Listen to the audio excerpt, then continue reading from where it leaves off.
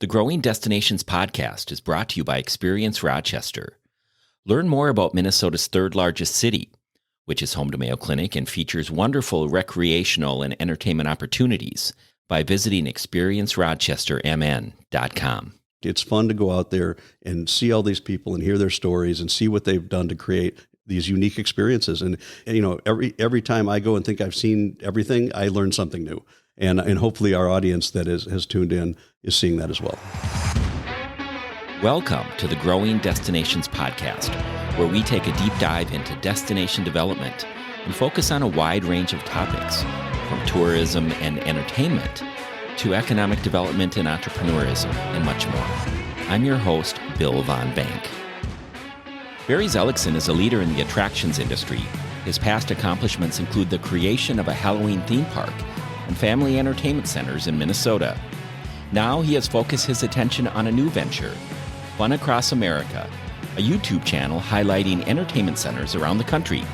It's a passion project for Barry to share stories and unique experiences, which comes at a needed time when people are seeking new ways to engage with each other. Barry Zelickson, welcome to the Growing Destinations podcast. Bill, it's fantastic to be here. Barry, you have a long history in the entertainment and attraction space and recently started a new venture called Fun Across America. Before we take a deep dive into that world, share with us a bit about yourself. Well, Bill, being from the Minneapolis, Minnetonka area most of my life, really have focused in the QSR food industry for a good portion, and as well as the entertainment. I've been kind of playing in food and fun, so it's really been where I've headed and where I've been fortunate enough to enjoy most of my work life in. I've known you a long time and first met you when you opened Spooky World, a Halloween theme park in the greater Minneapolis area. Let's start there in your desire in the mid-90s to create something in the market that didn't exist. Well, it came across really through a friend who approached me and said, you know, he had seen this type of Halloween theme park in another part of the country and thought it'd be fun to do. And I'm like, hey, a 1 month work opportunity that can go for a year. That sounds like a great gig. So ended up, you know, putting together the funds to make it happen. And I had never seen the one in operation until, you know, very briefly before we opened, and never saw it in working. So it just saw it when it was closed. So it was very new to me when I opened, and it was my first venue into live entertainment, and learned a lot in that time. Opening in October, I'm sure you who've done many live events, when you open your first day and you have nothing but thunderstorms and rain, you get an instant education in what it is to do live outdoor entertainment. But it was really fun to put together, and we ran for 7 years. It was great. How long did it take you to concept and then build out and then open? We were fortunate, as I said, we were working with another park that had started it, so we had a little history to go with, but we really threw it together in about 6 months to get it up and running, which was incredibly quick, and then opened. Learned a lot that first year and then pivoted a lot after we got through that. I mean, we were fortunate. We got the crowds were incredible, and the wait lines. We learned a lot about put through, very important word in live entertainment. And so it took about 6 months. We ran, 30 days all in the evenings, and then we had to tear it all down and put it away. It was an impressive debut back then because the market hadn't seen anything like it. Yeah, really, especially here, home haunters were really what you saw in this market. There wasn't anything other than the big theme park. So we were very first to really take it to that level, and the crowds were very well receptive. But again, like I said, I think we really put on a great marketing campaign, and I think people were expecting Disney. We weren't Disney, and so like I said, that's where the education started. But we were very fortunate to be well received when we opened initially. And it wasn't just for kids. There was really this level of scare that also hadn't been seen before, where it really was an attractor to teens and adults. Yeah, and after the first year, we learned that. I mean, we had quite a diverse audience, so we actually created scare levels at our different attractions. So we had everything from young kids all the way to adults, and that's how we had a skull level rating system that we put in place, and it worked really well. And I think that's what helped our success, was just being able to cater to that broad audience. After an exit from Spooky World, your next entertainment attraction would take the form of a brick-and-mortar family entertainment center called Big Thrill Factory. Love the name. Did you again see an opportunity with Big Thrill Factory? I have to say, again, fell into it really. I was working in the food industry, and the area that I worked with, I had done a lot of marketing, which had shifted out of my role. So I was really looking for something to keep that side of my life exciting. And I started looking at a small indoor, outdoor mini golf course is what I started when I was looking for that opening. But as I started to go out and see what was happening, the big boxes were starting to empty up. There were more empty, large spaces. And through my travels, just saw a lot of different types of entertainment. I thought, well, hey, this seems like a direction that things were headed. And so that's evolved into this, large, it was roughly about 50,000 square foot indoor-outdoor entertainment center, Big Thrill Factory. How long did it take you from concept to opening on the Family Entertainment Center? Well, that was a much longer journey. I think I originally started looking into the idea around 2010, and we didn't open our doors till I think March of 2013. So it was a long time, not only to find the location, to determine what attractions to come in, put it all together from the financing to the construction before we opened the doors. You gained a lot of notoriety quickly with Big Thrill Factory. The International Association of Amusement Parks and Attractions, also called IAAPA, which is the Global Association for the Attractions Industry, awarded you with the top family entertainment center in 2017. You had growth at that time, too, increasing your footprint to 3 separate locations, if I have that correct. How much work is involved opening a large-scale family entertainment center, and not just 1, but 3? There's 2 aspects to that question. On one side, it's like anything. You go from a world where you can be reactive with one to making sure you have to be planful to be proactive as you expand other locations. So planning and having a key team is what allowed that growth to happen. And again, good news is we had a great footprint. Our first location did well. We had a lot of, we learned a lot through that, put together good plans in place, which allowed us to see that growth. But then I think the opportunity came because people saw what we were doing and then approached us to go to their location, which is what helped us expand as quickly as we did. And the footprints were all different, correct? Yes. I mean, we had everything from another, which was slightly larger, full size, to a seasonal location that we did out at our Canterbury, which is our racetrack in Shakopee. I was intrigued by the one at Canterbury because you went into another large entertainment attraction, horse racing and gaming, and they fit you in nicely. And so it was just an added value for the families that would come to the racetrack. And I think that's part of the fun of this type of industry. I mean, when you find like-minded people that are, your main goal is entertainment. And we filled a niche that they were looking to grow. And so the mindset of working together to make that happen worked really well. They were an absolute pleasure to work with. And again, it was a win-win for both of us. As you look back at Big Thrill Factory, you can't ignore COVID, which impacted everybody, but also your business. How did you navigate COVID with Big Thrill Factory? Well, for us, COVID was a kind of a double challenge for us because I had actually, my other mainstay of work, which was in the quick service industry, was growing. And so I was looking to pivot out of Big Thrill at that time. So I was working through a sale when COVID hit. So it was not just a fashion of, wow, all of a sudden we have no business, but I was in the process of finalizing a sale. So it hit us very hard on both aspects. And so that was a much more challenging time to get through because, then you're determining, okay, what do you do at this point? You were already looking to exit. Now the value that you had to exit had gone away. So we spent a fair amount of time working through that to put that sale back together and work our way through that, which probably was a 9-month process. But at the end of the day, we got through it and it worked out, but I would not wish that time on anybody. But like I said, everything's an education, and you try to communicate and work well through those things because, again, no matter what you do in whatever business, there's always challenges, and no matter how well you plan, there will always be surprises. You sold Big Thrill Factory in 2021, and you channeled your energy for fun into something new. I'm sensing a theme here, Barry. You started a new company, Next Exit Entertainment, and developed a YouTube channel called Fun Across America. Tell us more about this new chapter for you and what Fun Across America is all about. Again, how can you want to continue to play in the field of entertainment and fun? But actually what happened was I was still being asked to speak in the industry, in the world of entertainment, and without having an operation, how do you stay relevant and what value do they bring? And so I was a big fan of diners, drive-ins, and dives. I thought that would be a fun type of show to do, but in the entertainment industry, because there are centers all across the country, and not only have food, but they have entertainment. So I just thought it would be fun. So I went out to find some friends, basically a YouTube host that I had known that had started a YouTube channel and see if he'd be willing to host our show. And so the two of us got together and put together Fun Across America, which really, again, we went out, find people that start these businesses, interview them, and then, highlight the attractions at their locations.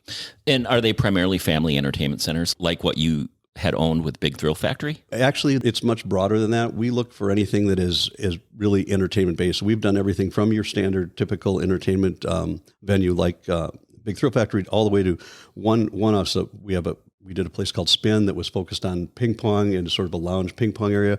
We did a place that did bicycle spin art that just focused on connecting spin art that you know from the fair to bicycles and create a team building opportunity. We've done Extreme Sandbox, which is driving, construction equipment that's in Hastings, Minnesota, and, everywhere to a little larger like Fun Spot, which is basically a family-owned entertainment center in Orlando. So we travel around and find really whatever unique and fun entertainment where people can go and have a great experience. When you reached out to many of these entertainment facilities, were they skeptical? I think they were skeptical. Some were open. Some were skeptical. First of all, we had nothing to show them at that time. We want to come to play for free. I know, but I mean, one of the things I think there are companies out there that charge people for this type of thing, and I think the pedigree that I had helped them understand that I was just trying to highlight our industry, and our focus is always calling, the owner operator and letting them tell us what makes their site unique and telling their story. And I think that's what makes it fun. And that's why, again, I'm doing it mainly it's a passion project. It's fun to go out there and see all these people and hear their stories and see what they've done to create these unique experiences. And every time I go and think I've seen everything, I learn something new. And hopefully our audience that has tuned in is seeing that as well. How many episodes so far? I think we just completed our 15th episode, and we post every 2 weeks on new locations. In fact, we're just getting ready to head out and start filming again. But it's like I said, it's been great, and the feedback's been fantastic. And it's for us, it's new, and we're growing, a little at a time. But it seems to be gaining some traction. It's very inspiring to see fun in action, especially after the past few years where our lives were interrupted and impacted so greatly from COVID. What are you seeing out there that gives you hope for the entertainment industry? Twofold. I mean, I have a lot of friends in the industry, and I certainly have seen their business come back. They're seeing revenue and the volume of guests, back to the levels they, pre-COVID.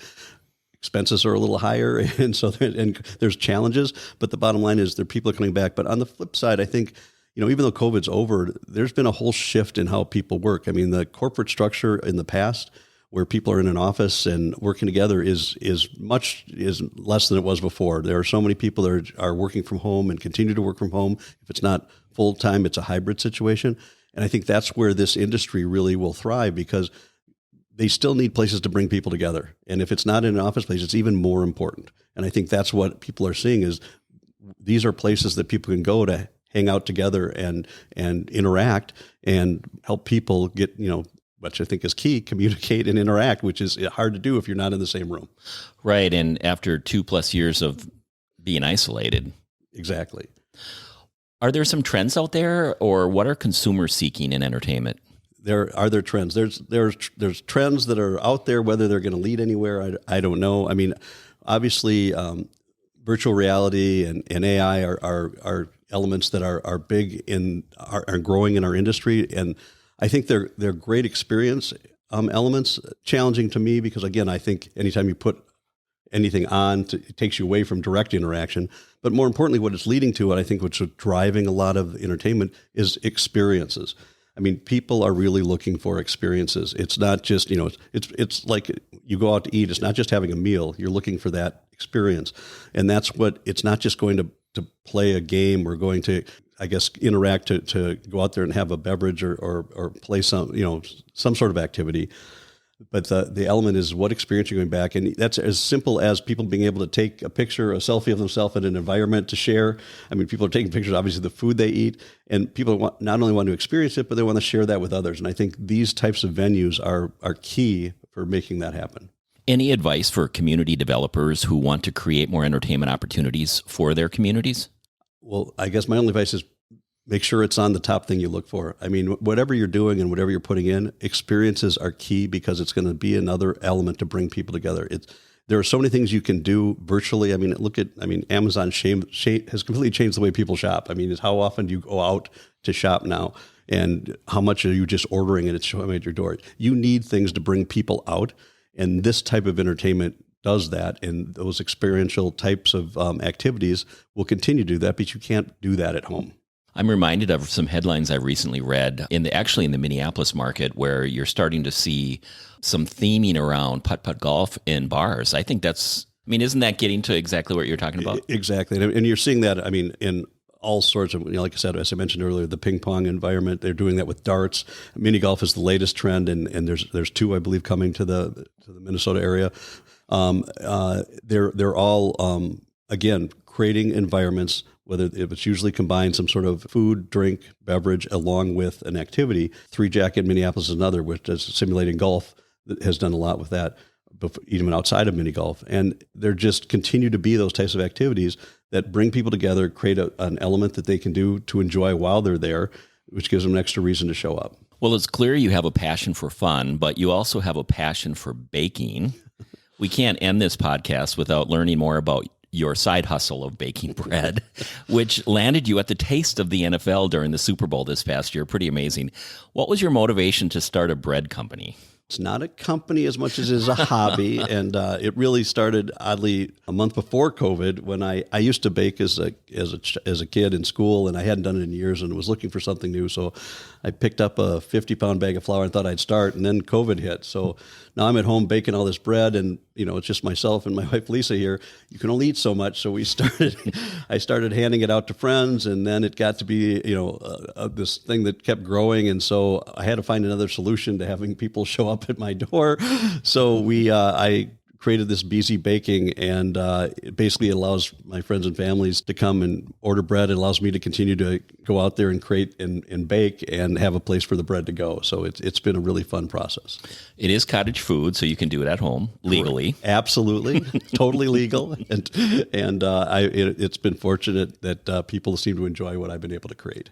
I see everything online. I've tasted quite a bit of your bread. It's fantastic.